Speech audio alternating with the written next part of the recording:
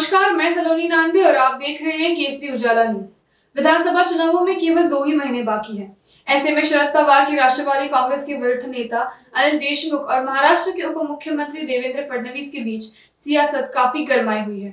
दोनों एक दूसरे पर शाब्दिक वार कर रहे हैं।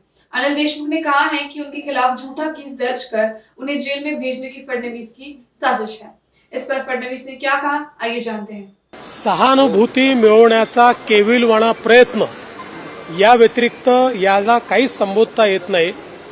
आपल्यालाही माहिती आहे ही केस आमचं सरकार आल्यानंतर आम्ही सीबीआयला दिली होती आणि केस काय आहे तर त्या केसमध्ये स्पष्टपणे एसपी दर्जाच्या अधिकाऱ्यांनी बयान दिलेलं आहे की अनिल देशमुखांनी माझ्यावर दबाव टाकला की गिरीश महाजनांना आरोपी करा, गिरीश महाजनांवर मोका लावण्याचा प्रयत्न केला, गिरीश महाजनांना जीवनातून उठवण्याचा प्रयत्न केला।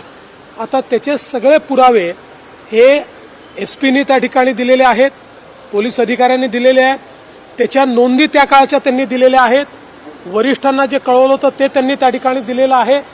त्यामुळे सीबीआयने ही कारवाई केलेली आहे। खरं म्हणजे त्यांना पहिल्यांदा या गोष्टीचा विचार केला पाहिजे की कुठलीही चूक नसताना गिरीश महाजनांना जीवनातून उठवण्याचा प्रयत्न जो त्यांनी केला, त्यांनी गिरीश महाजनांची पहिल्यांदा माफी मागितली पाहिजे।